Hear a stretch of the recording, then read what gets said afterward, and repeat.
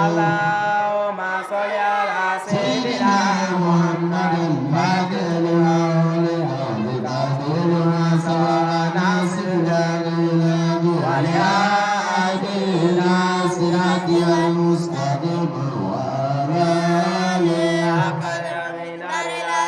اللهم صل على سيدنا محمد الفاتح لما أغلق والخاتم لما سبق ناصر الحق بالحق والهادي إلى صراطك المستقيم وعلى آله حق قدره العظيم اللهم صل على سيدنا محمد الفاتح لما أغلق والخاتم لما سبق ناصر الحق والهادي إلى صراطك المستقيم وعلى آله حق قدره العظيم اللهم صل على سيدنا محمد الفاتح لما أغلق والخاتم لما سبق ناصر الحق بالحق والهادي إلى صراطك المستقيم وعلى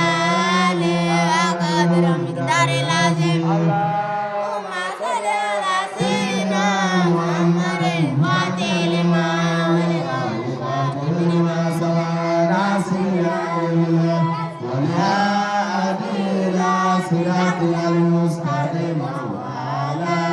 آله حق اللهم صل على سيدنا محمد الفاتح لما أغلق والخاتم لما سبق ناصر الحق بالحق والهادي إلى صراطك المستقيم وعلى آله حق قدره العظيم اللهم صل على سيدنا محمد الفاتح لما أغلق والخاتم لما سبق ناصر الحق بالحق والهادي إلى صراطك المستقيم وعلى آله حق قدره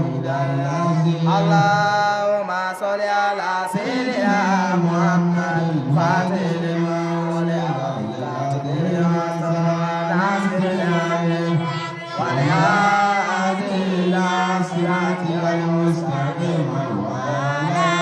آله حق قدره العظيم اللهم صل على سيدنا محمد الفاتح لما أغلق والخاتم لما سبق ناصر الحق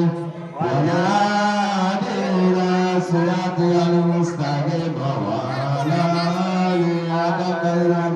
العظيم اللهم صل على سيدنا محمد الفاتح لما أغلق والخاتم لما سبق ناصر الحق بالحق والهادي إلى صراطك المستقيم وعلى آله حق ومقدار العظيم اللهم صل على سيدنا محمد الفاتح لما أغلق والخاتم لما سبق ناصر الحق بالحق والهادي إلى صراطك المستقيم وعلى آله حق قدره العظيم اللهم صل على سيدنا سيدنا محمد الفاتح لما أغلق والخاتم لما سبق ناصر الحق والهادي إلى صراطك المستقيم وعلى آله حق ومقدار العظيم اللهم صل على سيدنا محمد الفاتح لما أغلق والخاتم لما سبق ناصر الحق بالحق والهادي إلى صراطك المستقيم وعلى آله حق قدره سبحان ربك رب العزة عما يصفون وسلام على المرسلين والحمد لله رب العالمين لا إله إلا الله لا إله إلا الله لا إله إلا الله لا إله إلا الله لا إله إلا الله لا إله إلا الله لا إله إلا الله لا إله إلا الله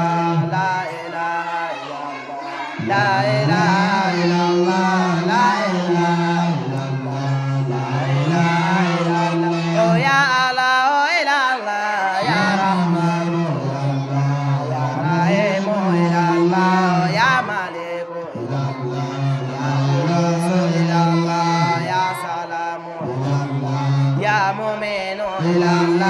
ya muhaimin ilallah ya azizu ilallah oh ya jabaru ilallah ya mutawakkil ilallah ala khaliqu ilallah ya bari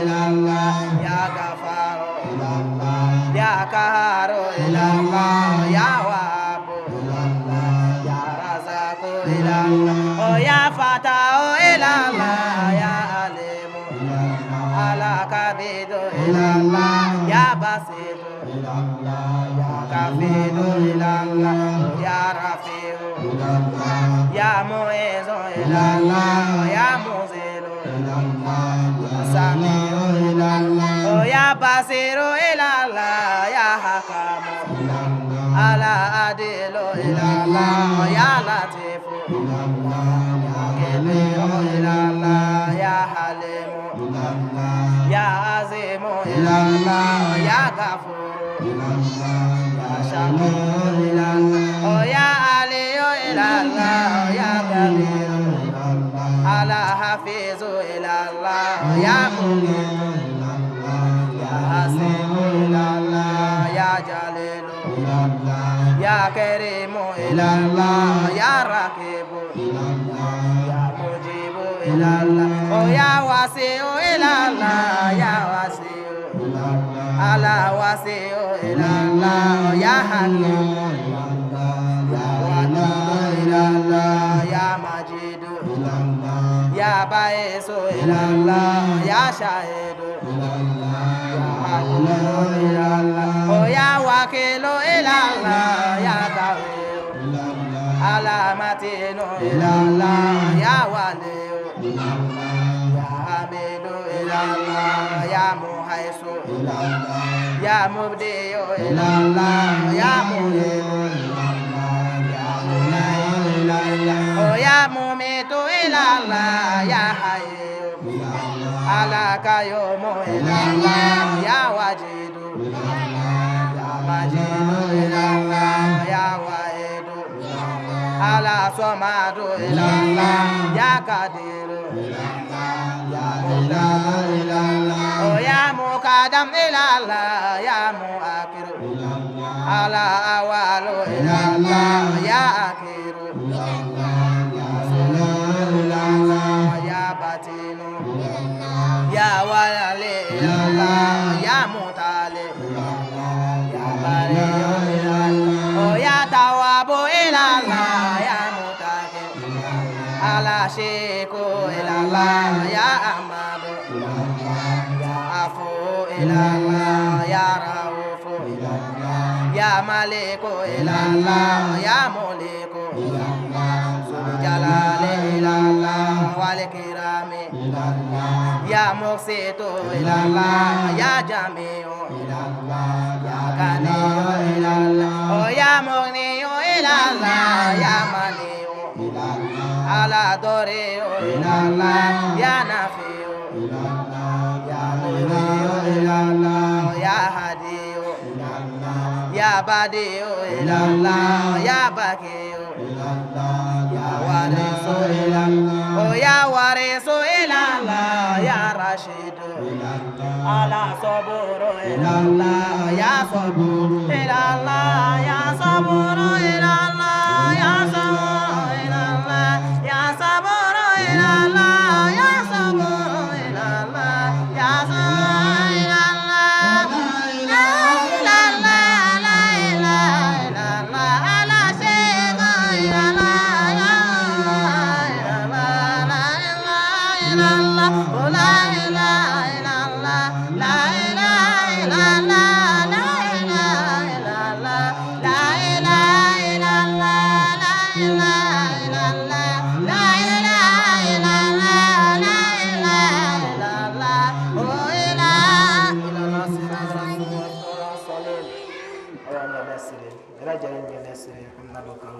inshallah.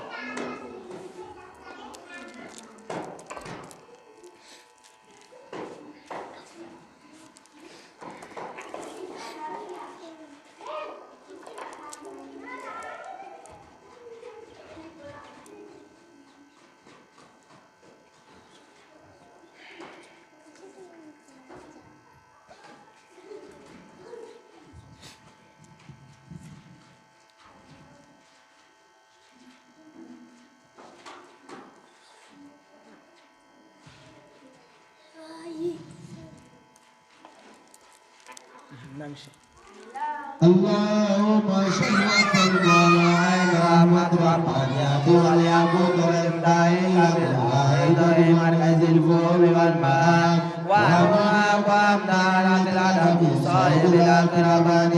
البريلا صاحب الأربع ماليات المتعارض من الفول والأوان ونور كلام الذي ملاتا بكم الحائط بأمكنة المكان اللهم صل وسلم على عين العقل الذي تجعل له شرائط أي المعرف الأقوام صراطك تام الأسلام اللهم صل وسلم على طلعة العلم كنز الأعظم فراتك من يائك يا قدر الدلسان صلى الله عليه وعلى آله صلاة تباركنا بها اللهم صل وسلم على عين رحمة ربانيات والياقوت والإمداد بالعائد بمركز الفول والمعاد ونور أقوام دولة العالم صاحب الأقربان البريلا سيد الأربع ماليات لكل متعلم من الفول والأوان ونور كلام الذي ملاتا بقول العائد بيقظة المكان اللهم صل وسلم على عين العقل الذي تجعل له شرائط عين المعرف الأقوام صراط وتعالى الأسلام اللهم صل وسلم على طلعة العلم كنز الأعظم فراتك من يائك يا قدر الدلسان صلى الله عليه وعلى آله صلاة تباركنا بها اللهم صل وسلم على عين رحمة ربانيات والياقوت والإمداد والعائد بمركز الفول والمعاد وأرجو أقوامنا إلى العالم صاحب الأقربان البريلا سيف الأرواح مالية لكل متعرض من الفول والأوان ونور كلام الذي ملاتا بكونها العائد بأمنة المكان اللهم صل وسلم على عين الأجل الذي تجعلنا الشرائط عين معرف الأقوام صراط الأقوام الأسرار اللهم صل وسلم على طلعة العلم كنز الأعظم فراتك من غيرك يا قدر الدلسان صلى الله عليه وعلى آله صلاة تباركنا بها اللهم صل وسلم على عين رحمة ربانيات والياقوت والإمداد والعائد بمركز الفول والمعاد وأرجو أقوام دولة العالم صاحب الأقربان البريلا سيد الأربع ماليات لكل متعرض من الفول والأوان ونور كلام الذي ملاتا بكونها العائد بأمكنة المكان اللهم صل وسلم على عين العقل الذي تجعل له شرائط عين المعرف الأقوام صراط الأقوام الأسرار اللهم صل وسلم على طلعة العلم كنز الأعظم فراتك من يائك يا قدر الدلسان صلى الله عليه وعلى آله صلاة تباركنا بها اللهم صل وسلم على عين رحمة ربانيات والياقوت والإمداد بالعائد بمركز الفول والمعاد وأرجو أقوام دولة العالم صاحب الأقربان البريلا سيد الأربع ماليات لكل متعرض من الفول والأوان ونور كلام الذي ملاتا بكونها العائد بأمكنة المكان اللهم صل وسلم على عين العقل الذي تجعل له شرائط عين المعرف الأقوام صراط وتام الأسلام اللهم صل وسلم على طلعة العلم كنز الأعظم فراتك من غيرك يا تطلع الدلسان صلى الله عليه وعلى آله صلاة تباركنا بها اللهم صل وسلم على عين رحمة ربانيات والياقوت والإمداد العائد بمركز الفول والمعاد وأرجو أقوام دولة العالم صاحب الأقربان البريلا سيد الأربع ماليات لكل متعرض من الفول والأوان ونور كلام الذي ملاتا بكونها العائد بأمكنة المكان اللهم صل وسلم على عين العقل الذي تجعل له شرائط عين المعرف الأقوام صراط وتعالى الأسلام اللهم صل وسلم على طلعة كنزل أعظم فراتك من أهلك يا تدنور متلصم صلى الله عليه وعلى آله اللهم صل وسلم على عين الرحمة ربانية والياقوت والملائكة العائد بمركز الفروع والمعاد والرضا والطاعة من صاحب الأقربات البريل السيف وذو الأربع ماليات بكل مدار النجوم والأوان ونور كلام الذي ملأنا بك من الآيات بأمنة المكان اللهم صل وسلم على عين الأجل الذي تجمع بها الشهيد عين المعرف الأقوى من سلعة مدام الأسلام يا اللهم صل وسلم على طلاتنا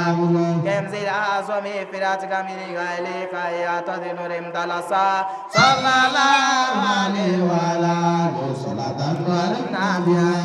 اللهم صل وسلم على عين رحمة ربك والياقوت والملائكة العائد بمركز الفروع والمعاد ونور أقوامنا والأطلال من صيب الأقربان البرية السالم والأرواح مالية بكل مدار النجوم والأوان ونور كلام الذي ملأت بك من الغلاية بأنجنة مكة اللهم صل وسلم على عين الأجل الذي ترجع على رشاي عين المعرف الأقوى من سلاتك تعالى الأسلام اللهم صل وسلم على طلعتنا امضي الأعظم فراتك من إليك يا تدنور متلصى صلى الله عليه وعلى آله اللهم صل وسلم على عين رحمة ربانية والياقوت والملائكة العائد بمركز الفروع والمعاد والنور أقوام دولة بطاقة من صاحب الأقربان البريد صاحب وجل الماء المالية بكل مدارد الفروع والأوان ونور كلام الذي ملأت به كل غلاية بأمنة المكان اللهم صل وسلم على عين الأجل الذي تجلى من الشهيد عين المعرف الأقوى من صراطك تعالى الأسلام اللهم صل وسلم على طلعتنا كنز الأعظم براتك من عينك يا تدنور متلصم صلى الله عليه وعلى آله صلاة النبي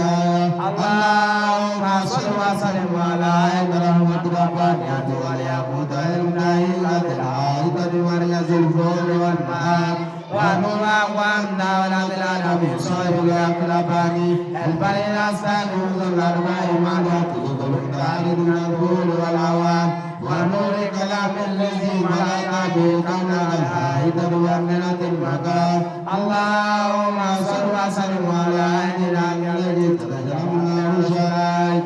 عين المعرف الأقوى من صراطك تعالى الأسلام اللهم صل وسلم على طلعتنا كنز الأعظم فراتك من غيرك يا تدنور متلصم صلى الله عليه وعلى آله صلاة النبي صل وسلم على عين رحمة ربانية والياقوت والملائكة العائد بمركز الفروع والمعاد ونور أقوامنا والأطلال من صيب الأقربان البريد السالم ذو الأربع مالية بكل مدارد الفروع والأوان ونور كلام الذي ملأت به كون الحائط بأمنة المكان اللهم صل وسلم على عين الأجل الذي ترجع من الشهيد عين المعرف الأقوى من صراطك تعالى الأسلام اللهم صل وسلم على طلعتنا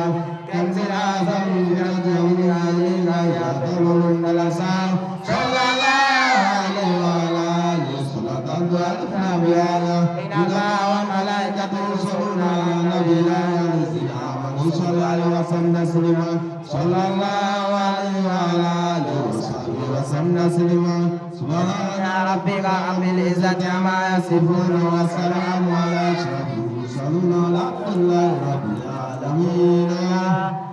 اللهم صل على سيدنا محمد وعلى آله وصحبه تسليما اللهم صل على سيدنا محمد وعلى آله وصحبه تسليما اللهم صل على سيدنا محمد وعلى آله عليه وسلم تسليما اللهم صل على سيدنا محمد وعلى آله وسلم تسليما اللهم صل على سيدنا محمد وعلى آله وسلم تسليما اللهم صل على سيدنا محمد وعلى آله وسلم تسليما اللهم صل على سيدنا محمد وعلى آله وسلم تسليما اللهم صل على سيدنا محمد وعلى آله وسلم تسليما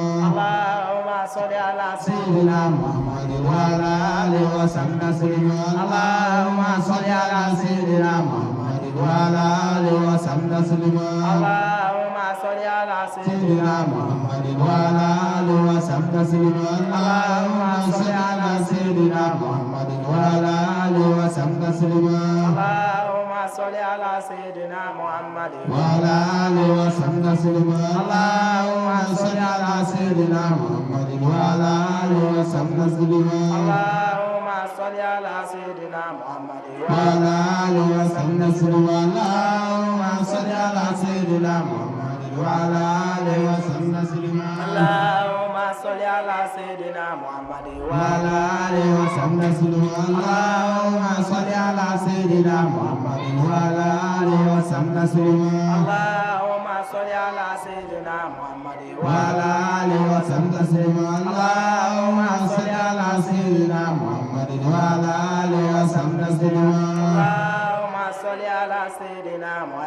وعلى آله وسلم تسليما اللهم صل على سيدنا محمد وعلى آله وسلم تسليما اللهم صل على سيدنا محمد وعلى آله وسلم اللهم صل على سيدنا محمد وعلى آله وسلم تسليما اللهم صل على سيدنا محمد وعلى آله وسلم تسليما اللهم صل على سيدنا محمد وعلى آله وسلم اللهم صل على سيدنا محمد وعلى آله وسلم تسليما اللهم صل على سيدنا محمد وعلى آله وسلم اللهم صل على سيدنا محمد وعلى آله وسلم تسليما اللهم صل على سيدنا محمد وعلى آله وسلم تسليما اللهم صل على سيدنا محمد وعلى آله وسلم تسليما اللهم صل على سيدنا محمد وعلى آله وسلم تسليما اللهم صل على سيدنا محمد وعلى آله وسلم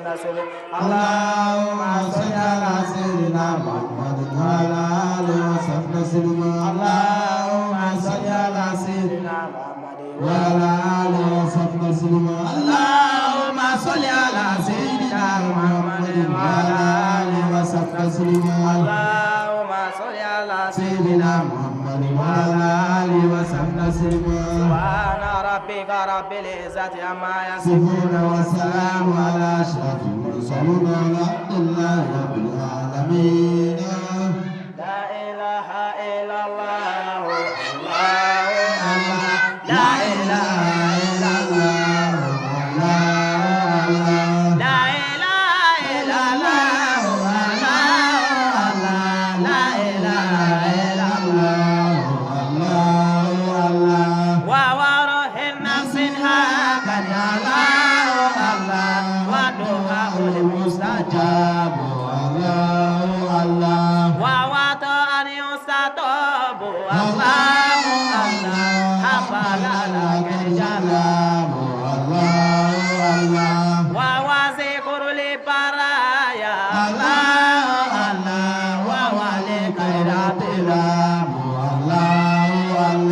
ووذكر وأبان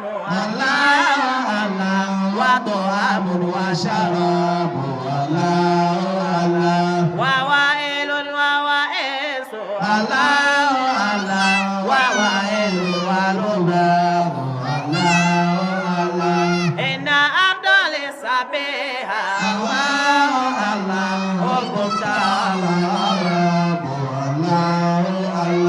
وقلوب لسبيها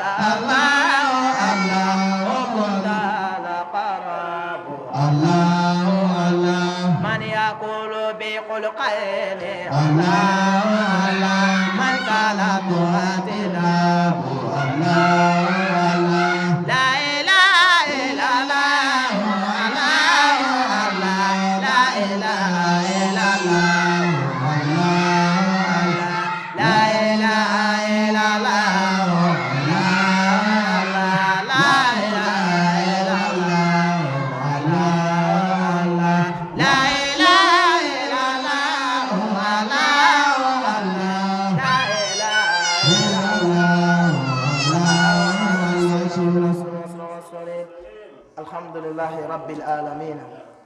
an bɛ ala fo ka ala barikada ala min sɔnna ka bi duba yiralen aw la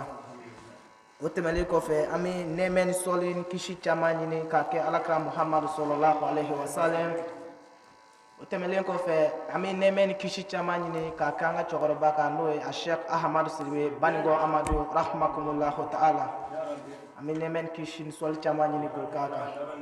o tɛmɛnen kɔfɛ an b'an ka sheikoba fo n'o ye sheiko ibrahima siribe ani sheiko musa siribe ani sheiko maliki siribe u ma kɛnɛ sɔrɔ bi ka da dawuliya dɔ kan nka u hakilina o bɛ yan wa o ŋaniya o fana bɛ yan zaviya dɔ bɛ sanfɛ an ka sheiko ibrahima siribe a ye wasiba k'an fɛ an ka foli b'a ye yarabi ala ka don wɛrɛ yira an na ala ka sini kɛnɛya de ala ka labanko ɲuman de sɔli ala muhamad salamu aleykum wa rahmatulah